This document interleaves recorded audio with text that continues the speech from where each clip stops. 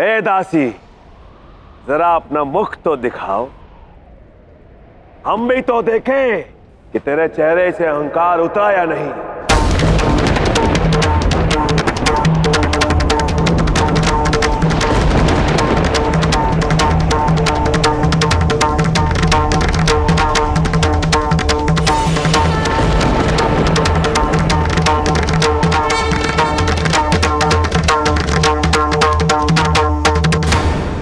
जिस द्यूत के आड़ में तुम ये अधर्म कर रहे हो ना दुष्ट, उस द्यूत की वास्तविक जगह मैं दिखाती हूं।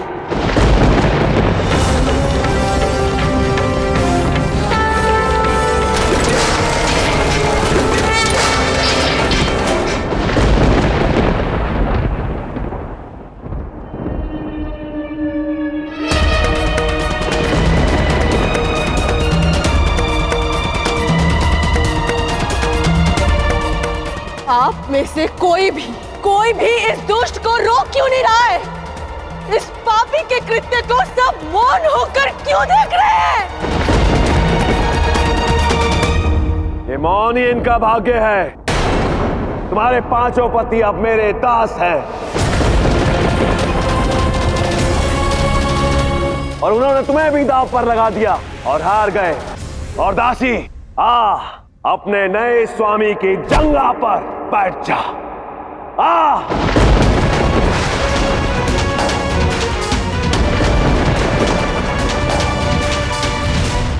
और ये आदेश है मेरा। तुच्छ पापी, तेरा नाश होगा। दुर्योधन, तेरी इस जंगा को चीर कर नहीं रख गया तो भीम मेरा नाम नहीं। तेरी मृत्यु होगी मेरे हाथों। द्रौपदी के अपमान का प्रतिशोध अब मैं तेरे रक्त से लूंगा दुर्योधन। नहीं नहीं भीम, तू ऐसा कुछ भी नहीं कर पाएगा, क्योंकि जब इस भरी सभा में मैं तेरी पत्नी को अपना बनाऊंगा, तुम सारे के सारे पांडव लज्जा से मर जाओगे। सावधान!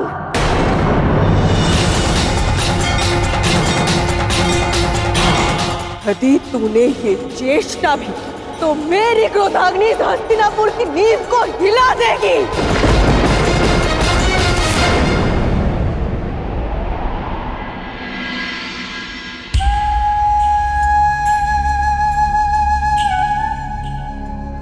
पितामह, क्या ये कुल नपुंसक हो गया है? क्या हस्तिनापुर की कुल वधू की चित्कार किसी को सुनाई नहीं दे रही है? गुरु द्रोण, आप तो इस कुल के कुल गुरु हैं। आपने तो इस कुल को शिक्षा दी है। क्या आप ये शिक्षा दी है? काका श्री विदुर, आपको तो नीति शास्त्र का बहुत ज्ञान है।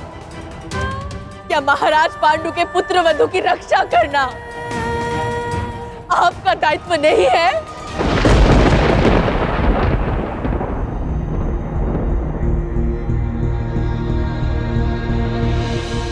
दानश्री, क्या आप मेरा करुण क्रंदन सुन पा रहे हैं?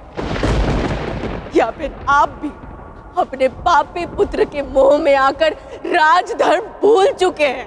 पुत्री, मुझे क्षमा कर दो। पांडु पुत्र तुम्हें हार चुके हैं। अब मैं कुछ नहीं कर सकता। हमें ये स्वीकारना पड़ा क्योंकि हम इससे अधिक अधर्म अब नहीं होने देना चाहते। अच्छा, तो ये अधर्म नहीं है जहाँ छल पूर्वक पांडवों को हरा के उनका सब कुछ छीन लिया जाता है? क्या ये अधर्म नहीं है? छल नहीं कीड़ा, जिसमें तुम्हारे पतियों ने तुम्हें दांव पर लगाकर हरा दिया, तब वो ये नहीं जानते थे कि इसका परिणाम क्या होगा। या उन्होंने तुम्हें एक वस्तु समझा जिस पर उनका अधिकार था। मुझ पर किसी का कोई अधिकार नहीं है। मैं 5 पांडवों की पत्नी हूँ, किंतु एक पत्नी अर्धांगिनी होती है, किसी का अधिकार नहीं। मैं पांडवों की पत्नी हूँ, किंतु उससे पूर्व मैं पांचाल नरेश की पुत्री पांचाली हूँ। ध्रुपद राजा की पुत्री द्रौपदी हूँ। मैं यज्ञसेनी हूँ। आज जो ये हस्तिनापुर मेरे अपमान का मुख दर्शक है, सुन ले। ना मैंने स्वयं को दांव पे लगाया था और ना किसी को इसकी स्वीकृति दी थी। अतः मैं अपने स्वाभिमान के लिए इस हस्तिनापुर के सभा का त्याग करती हूँ।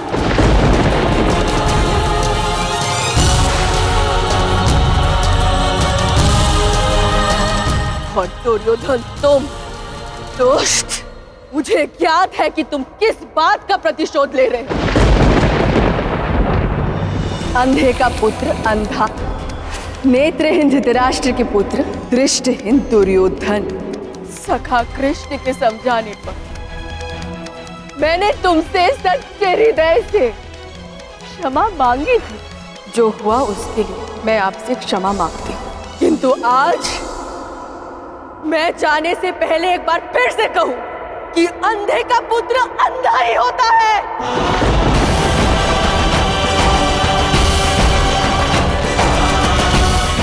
और आज ये सभा अंधी हो गई है।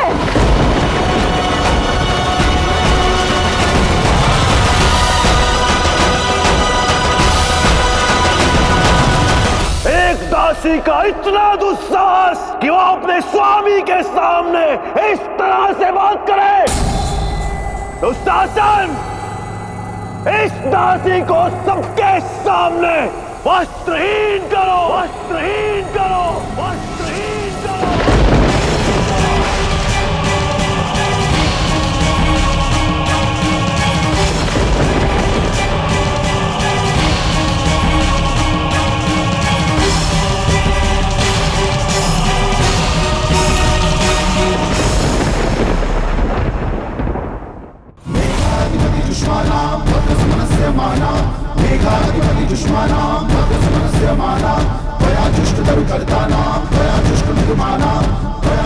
बस अब और नहीं।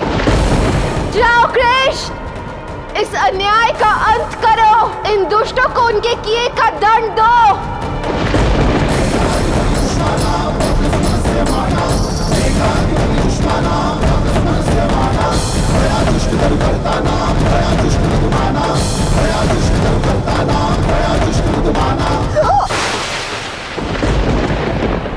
ये पाप होने से पूर्व धरती पर प्रलय आ जाए। द्रौपदी की रक्षा करो।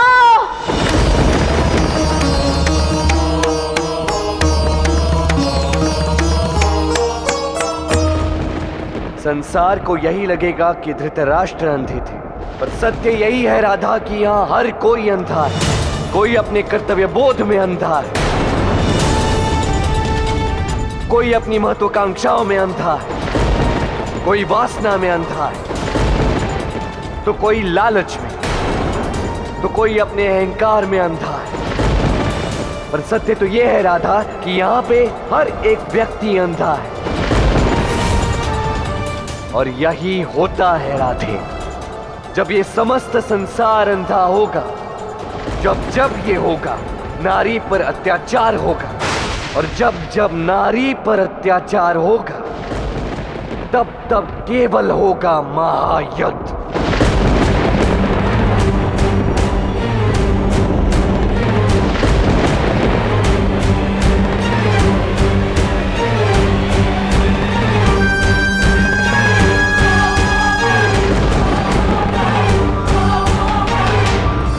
मैंने कहा था आज खेल में प्रेम दांव पर लगा है, और कोई हृदय में प्रेम जागृत नहीं कर पाया।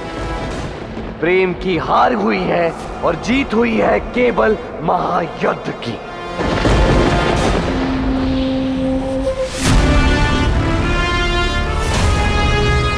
अब इन्हीं के कर्मों के कारण एक एक व्यक्ति को इस मूर्खता का मूल्य अपने विनाश के साथ चुकाना होगा।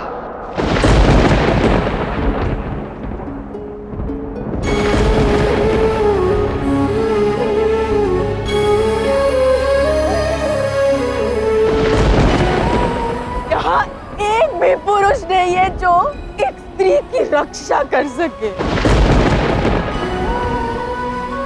ठीक है, अब मेरी रक्षा करेंगे मेरे सखा।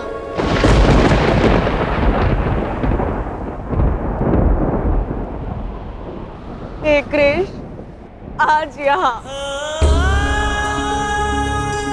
मेरे सारे संबंधी, मेरे प्रतापी पति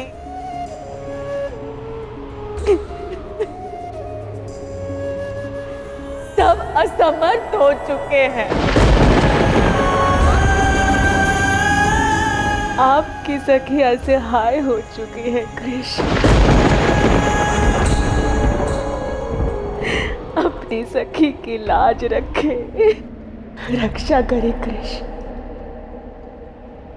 रक्षा करे।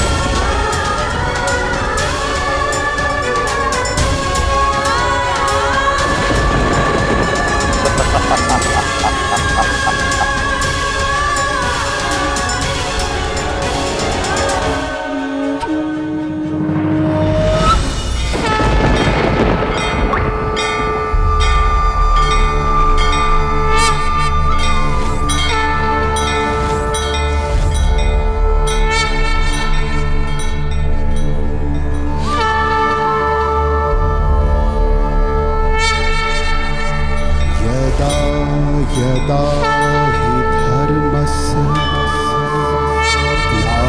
ग्लानिर्भवति भारत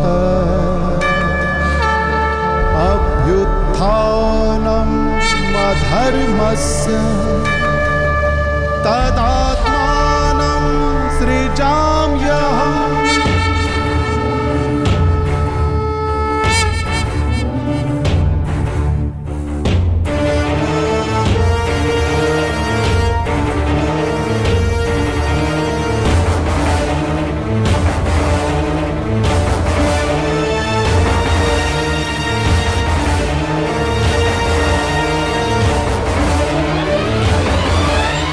मैंने कहा था द्रौपदी, इस कपड़े का एक एक धागा आकाश बनकर लौटेगा, आकाश बनकर लौटेगा।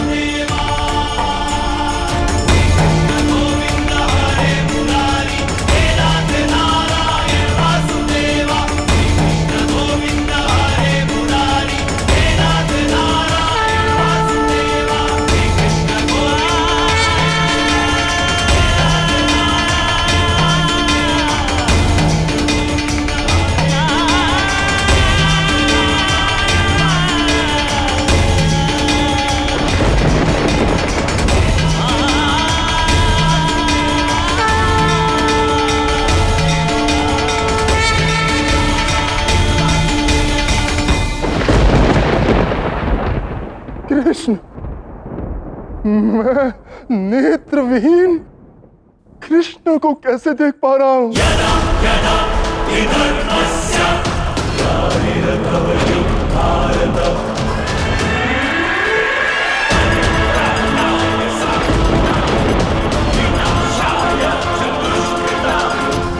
कृष्ण द्रौपदी की रक्षा कर रहे हैं।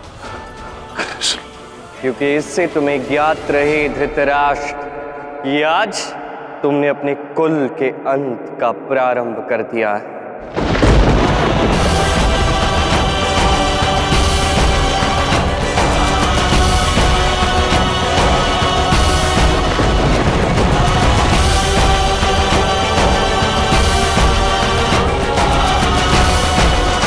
भ्राता, ये साड़ी तो समाप्त ही नहीं होती। लगता है इसका कोई अंत नहीं। श्री कृष्ण गोविंद, हरे मुरारी, हे नाथ नारायण वासुदेवा। तुम्हारा अस्तित्व, तुम्हारा व्यक्तित्व ही अग्नि से जन्मा है। यदि किसी ने तुम्हें कलंकित करने का प्रयास किया तो सर्वप्रथम उसी के हाथ जल जाएंगे।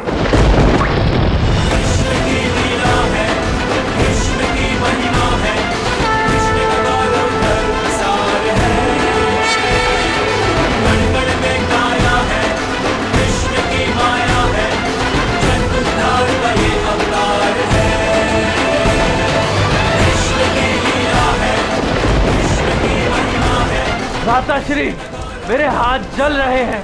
ये क्या बोल रहे हो अनुज? ऐसे कैसे हो सकता है? मुझसे नहीं हो रहा।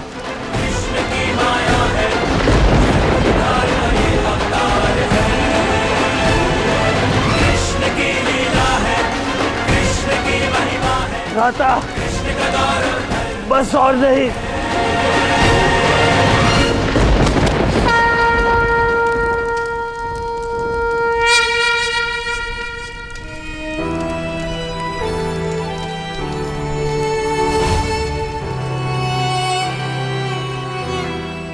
मुझे क्षमा कर दो द्रौपदी।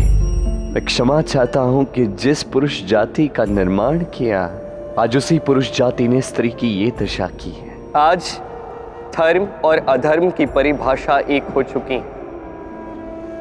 एक नारी का क्रंदन देखकर भी किसी भी मनुष्य का हृदय नहीं पिघला। आज ईश्वर का मानव जाति से विश्वास उठ चुका है। इस संसार की ओर से, मनुष्य जाति की ओर से, इस समाज की ओर से आज ये ईश्वर तुम्हारा नमन करता है द्रौपदी। मैं नारायण तुमसे और इस संसार की हर एक स्त्री से क्षमा मांगता हूं।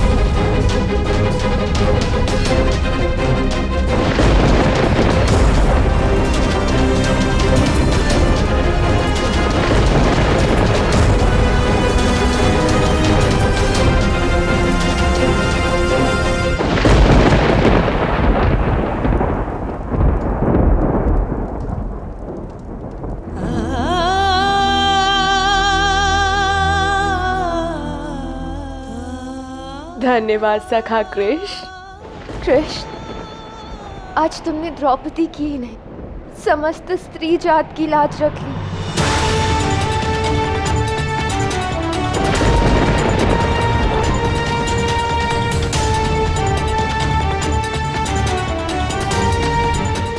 कृष्ण,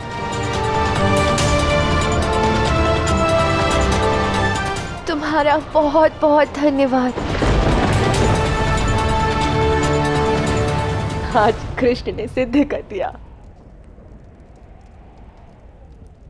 कि मैं एक अबला नारी नहीं हूं। अब से मेरी श्रद्धा और विश्वास का नाम केवल श्री कृष्ण है।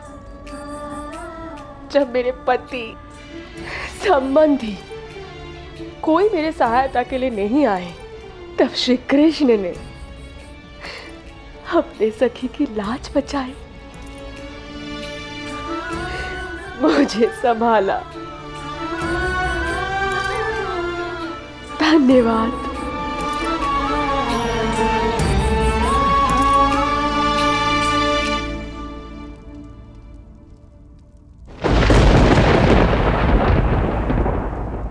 दुर्योधन, देख लिया तूने तेरी शक्ति कितनी क्षीण है। और आज मैं प्रतिज्ञा लेती हूँ, मेरे अपमान का मूल्य हस्तिनापुर को अपने नाश के साथ देना होगा, नाश के साथ देना होगा, नाश के साथ देना होगा।